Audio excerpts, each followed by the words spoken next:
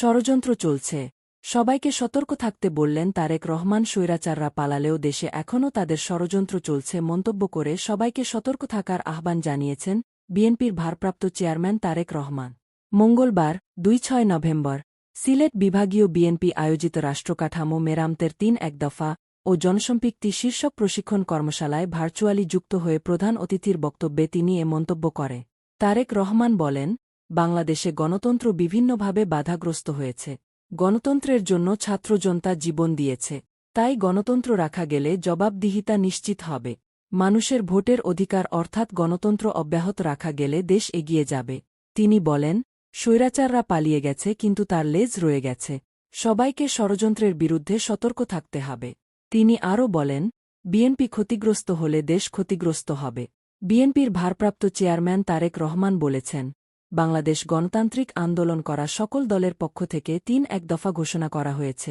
এটির মধ্যে রাষ্ট্রকাঠামোর অধিকাংশই আছে। আরও যত প্রস্তাব আসবে তা যুক্তিসঙ্গত হলে যুক্ত করা হবে। আজকে বিভাগ পর্যায়ে ৩-১ দফা নিয়ে আলোচনার পর জেলা, ইউজেলা ও ইউনিয়ন পর্যায়ে সাধারণ মানুষের কাছে নিয়ে যেতে হবে। বিয়ে অনেক কিছু সুন্দরভাবে লেখা থাকে, কিন্তু তা বাস্তবায়ন করতে হয় মানুষকে। তাই ভালো নিয়ত নিয়ে ভালো নিয়ত থাকলে আমরা ভালো কিছু করতে পার। তারেক রহমান আরও বলেন, বাংলাদেশের গণতন্ত্র চলার পথে বিভিন্নভাবে বাধাগ্রস্ত হয়েছে। বিগত ১-৬ বছরে বহু মানুষ গুম ও খুনের শিকার হয়েছেন। জুলাই-আগস্টে ১৫০০-এরও বেশি মানুষ শহীদ হয়েছেন। জবাবদিহিতা নিশ্চিত করতে পারলে এই প্রস্তাবনা বাস্তবায়ন সম্ভব। গণতন্ত্রের ধারাবাহিকতাকে বজায় রাখলে জবাবদিহিতা তৈরি হবে। তাদের জন্য রাষ্ট্রকাঠামো মেরামতের ৩-১ দফা ও জনসম্পৃক্তি সাংগঠনিক বিভাগীয় কর্মশালায় তিনি আরও বলেন, পতিত স্বৈরাচারের সময়ে যারা নিজেদের স্বার্থ হাসিল করেছে তারা ষড়যন্ত্র অব্যাহত রেখেছে। আপনাদেরকে সজাগ ও সতর্ক থাকতে হবে। স্বৈরাচার পালিয়ে গেলেও তাদের লেজ রেখে গেছে এবং তারা ষড়যন্ত্র করছে, তারা কিন্তু বসে নেই। আমরা গণতন্ত্রের পক্ষে শক্তি। দেশের মানুষ আমাদের সাথে রয়েছে। মানুষ মনে করে বিএনপির কাছে গণতন্ত্র ও বাকস্বাধীনতা নিরাপদ। এজন্য মানুষ বিএনপির দিকে তাকিয়ে আছে। জনগণের এই আস্থাকে ধরে রাখার দায়িত্ব আপনার। তিনি বলেন, আজকে দেশের সবচেয়ে বড় রাজনৈতিক দল বিএনপি। দল কোনোভাবে ক্ষতিগ্রস্ত হলে দেশ ও দেশের গণতন্ত্র ক্ষতিগ্রস্ত হবে। তাই আসুন আমরা মানুষের প্রত্যাশা অনুযায়ী নিজেদেরকে গড়ে তোলার চেষ্টা করি।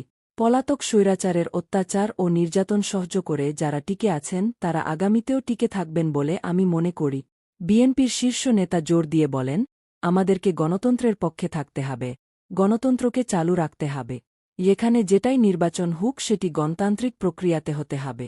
জাতীয় নির্বাহী কমিটির সাংগঠনিক সম্পাদক জিগে গুসের সভাপতিত্বে ও প্রশিক্ষণ বিষয়ক সম্পাদক এবিএম মোশাররফ হোসেনের সঞ্চালনায় দিনব্যাপী কর্মশালায় প্রশিক্ষণ প্রদানকালে বিএনপির ভারপ্রাপ্ত চেয়ারম্যান দলের নির্বাহী কমিটির সদস্য এম নাসের রহমান ও সিলেট জেলা বিএনপির সভাপতি আব্দুল কাইয়ুম চৌধুরী সহ কয়েকজন নেতার ৩-১ দফা কর্মসূচির উপর বিভিন্ন প্রশ্নের উত্তর দেন। প্রশিক্ষণে প্যানেল আলোচক ছিলেন ডা মওদুদ আলমগীর, বিএনপি মিডিয়া সেলের আহ্বায়ক ডা মহিউদ্দিন আলমগীর পাবেল, কৃষক দলের যুগ্ম সাধারণ সম্পাদক মাহবুবা হাবিবা, সহ ত্রাণ ও পুনর্বাসন বিষয়ক সম্পাদক অ্যাডভোকেট নেওয়াজ হালিমা আরলি, সহ প্রশিক্ষণ বিষয়ক সম্পাদক রেহানা আক্তার রানু। কর্মশালায় বক্তব্য রাখেন বিএনপির যুগ্ম মহাসচিব শহীদ উদ্দিন চৌধুরী অ্যানি, বিএনপির প্রচার সম্পাদক সুলতান সালাহুদ্দিন টুকু, সহ গণশিক্ষা বিষয়ক সম্পাদক খন্দকার আনিসুর রহমান তালুকদার, নির্বাহী কমিটির সদস্য, দপ্তরের দায়িত্বে আব্দুস সাত্তার পাটোয়ারি, সহ সাংগঠনিক সম্পাদক কলিম উদ্দিন আহমদ মিলন ও মিফতাহ সিদ্দিক।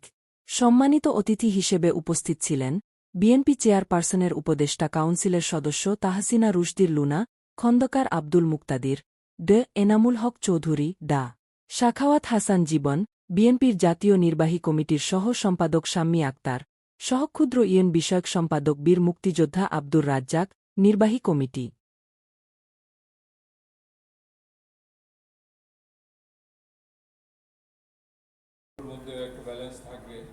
এবং head of government, head of স্টেটের মধ্যেও ব্যালেন্স চলে আসবে তা আমরা যদি এই বাস্তবায়ন করি। তো এই ক্ষেত্রে কি হেড অফ গভর্নমেন্ট পাওয়ার কি কোনো কারণে খর্ব করে হেড অফ স্টেট যিনি থাকেন?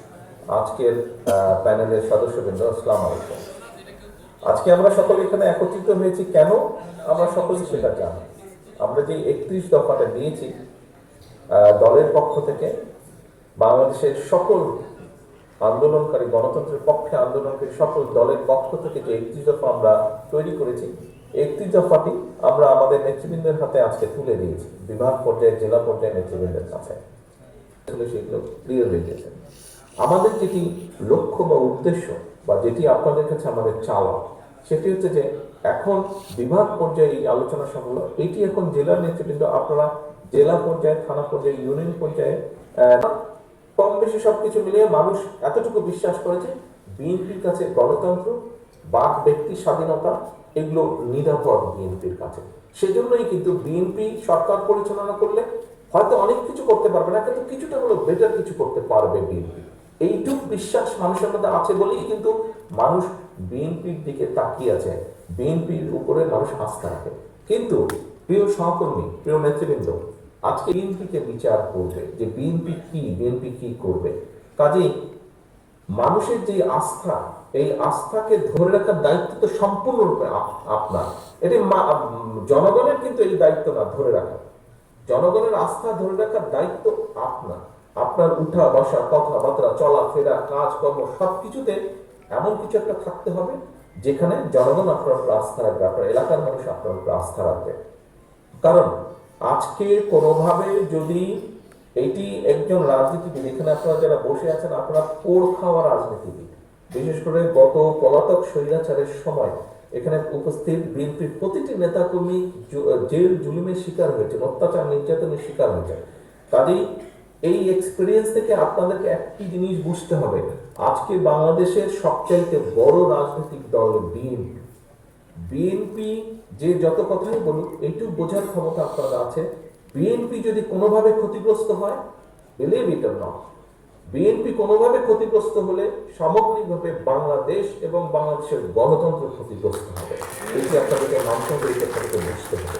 কাজেই প্রিয় সহকর্মীবৃন্দ, আজকে শুধু আপনার নিজের সাথে আপনাকে ঠিক থাকতে হবে যে তা না, আপনাকে ঠিক থাকতে হবে, আপনাকে ঠিকভাবে আচরণ করতে হবে, আপনাকে ঠিকভাবে উঠা বসা করতে হবে, কথা বলতে হবে আপনার নিজের স্বার্থে, যেমন একইভাবে এই দেশের গণতন্ত্রের স্বার্থে, একইভাবে এই দেশের মানুষ এবং দেশের স্বার্থে আপনাদেরকে সঠিক ভূমিকা পালন করতে হবে। আপনাদেরকে অত্যন্ত সতর্ক থাকতে হবে। সামনে আমি বারে বারে বলেছি, গত 3 মাস ধরে বলছি, স্বৈরাচার পালিয়ে গিয়েছে, কথা ঠিক, স্বৈরাচার পালিয়ে যাবার পরে মাথাটা গিয়েছে, লেজ কিন্তু রয়ে গিয়েছে এবং লেজগুলা কিন্তু বদমাশি শুরু করেছে। কাজে এই বিষয়ে আমাদেরকে সতর্ক থাকতে হবে। মিলে তিনি এই রাষ্ট্র কাঠামো এবং 31 দফাটা নির্ধারণ করে দিয়েছেন।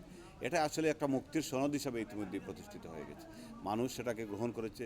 ওনার যে দূরদর্শী চিন্তা এই জাতিকে নিয়ে একটা মানবিক বাংলাদেশ, একটা কল্যাণময় বাংলাদেশ, একটা কল্যাণকর রাষ্ট্র হিসাবে প্রতিষ্ঠা করার যেসব প্রয়োজন, যেসব জিনিসের সব কিছুই, এবং এটার মাধ্যমে আমরা জনগণকে সেটাই প্রমাণ করতে চাই। আগামী যে বাংলাদেশ হবে সে একটা মানবিক বাংলাদেশ হবে, একটা সমৃদ্ধশালী বাংলাদেশ হবে, উন্নত বাংলাদেশ হবে, একটা গণতান্ত্রিক ভিত্তির উপর মজবুত, যেখানে সবার কথা বলার অধিকার থাকবে, ভোটাধিকার প্রতিষ্ঠা থাকবে, জুডিশিয়ারির স্বাধীনতা থাকবে, সমাজের সর্বস্তরের মানুষের স্বাধীনতা নিশ্চিত করা হবে, এবং যারা নিম্ন শ্রেণী, যারা নিম্ন আয়ের লোক যারা আছেন তাদেরকে যাতে একটা সুষম বন্টনের মাধ্যমে যাতে উন্নত করা যায় তার ব্যবস্থা এই 31 দফার মধ্যে আছে। সেটাই আমরা জনগণকে মেসেজ দিতে চাচ্ছি। আজকে যে এই 31 দফা কর্মশালা আপনাদের, এইটি সম্বন্ধে একটু বলেন। দেখেন, বাংলাদেশ 1971 সালে স্বাধীন হয়েছিল। স্বাধীনতার পরে বাংলাদেশে একটি দল ক্ষমতায় ছিল, সেই দলের রাহাজানিতে, নির্যাতনে দেশের গণতন্ত্র বুলন্ডিত করেছিল, লুণ্ঠিত করেছিল, যেখানে 1975 সালের পর থেকে আবার নতুন একটি বাংলাদেশ হয়েছিল। তারপর 2009 সালের পর থেকে বাংলাদেশ আবার বদল হয়ে গিয়ে একটি শাসক গোষ্ঠীর হাতে একদলীয় শাসন ব্যবস্থা কায়েম করার লক্ষ্যে বাংলাদেশ স্বাধীনতাকে হরণ করেছিল, দেশের গণতন্ত্রকে বুলন্ডিত করেছিল, মানবাধিকার, মানুষের শান্তি শৃঙ্খলা ফিরিয়ে দক্ষে শহীদ ডক্টর জিয়া রহমান কাজ করে গেছেন। তার এই নিয়মতান্ত্রিক নিয়ম অনুসারে তারই উত্তরসূরি এবং তারই বাংলাদেশের সাবেক প্রধানমন্ত্রী বেগম খালেদা জিয়া এবং খালেদার নেতৃত্বে বাংলাদেশ তিনবার বাংলাদেশে সমৃদ্ধশালী এবং শক্তিশালী একটা দেশ গঠন হয়েছিল। সেই নিয়মকে ধরে রাখতে আমাদের আগামী দিনের রাষ্ট্রনায়ক জননেতা তারেক রহমান বিভিন্ন পরিকল্পনা নিয়েছেন। আগামী দিনে বাংলাদেশকে কীভাবে সাজা যায়, বর্তমান যুগ মিলিয়ে বাংলাদেশ কীভাবে উন্নতিশীল একটা দেশ করা যায়, সেই লক্ষ্যে তারেক রহমান 31 দফা কর্মসূচি দিয়েছেন। যে কর্মসূচির লক্ষ্যে আগামী দিনে বাংলাদেশ কেমন হবে, সেই লক্ষ্যেই আমাদের বাংলা জাতীয় দলের প্রত্যেক এলাকায় একটি সুন্দর করে একটি কর্মসূচি দেওয়া হয়েছে যে বাংলাদেশের প্রত্যেকটি জেলায় যেন আমাদের এই কর্মশালাগুলি পৌঁছে দেওয়া হয়, আমাদের কর্মসূচি পৌঁছে দেওয়া হয়। শহীদ রাষ্ট্রপতি জিয়াউর রহমান পৌঁছেছিলেন 19 দফা কর্মসূচি, তার সাথে সংযুক্ত করেছেন আমাদের নেতা তারেক রহমান 31 দফা কর্মসূচি দিয়েছেন মানুষের উন্নয়নে, বাংলাদেশ সমৃদ্ধ করার জন্য, একটি সুন্দর রাষ্ট্র গঠনের জন্য এই 31 দফা কর্মসূচি আমাদের রয়েছে। ধন্যবাদ।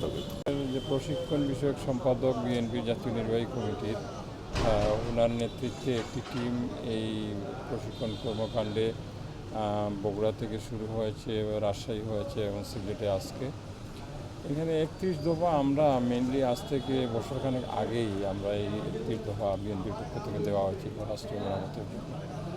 এবং এই মুহূর্তে যখন সংস্কার আওয়াজ সব জায়গায় আমরা শুনতে পাই, বর্তমান অন্তর্বর্তীকালীন সরকার বা বিভিন্ন রাজনৈতিক দল থেকে এই সংস্কারের প্রস্তাবগুলো আসছে, আমরা সুস্পষ্টভাবে অন্তত বছরখানেক পূর্বেই আমরা এই সংস্কার প্রস্তাব দিয়েছি এবং সেই সংস্কার প্রস্তাবের আলোকে যাতে তৃণমূলের নেতারা কী ভাবছেন, সাধারণ মানুষ কী ভাবছে, এই সাধারণ জনগণের কাছে যে রাষ্ট্রের মালিক যারা, যাদের ম্যান্ডেট এই দেশের সরকার পরিবর্তন হয় দীর্ঘ এতটি বছর, মানে 15.5 বছর কোনো নির্বাচিত প্রতিনিধি ছিল না, এখন যারা এই আগামী দিনের নির্বাচন ভাবনাকে সামনে নিয়ে আমাদের যে 31 দফা, এই 31 দফা যাতে জনগণের কাছে আমরা পৌঁছে দিতে পারি বিএনপির ভাবনাটা, সেই লক্ষ্যে আমাদের এই আজকের এই কর্মশালা।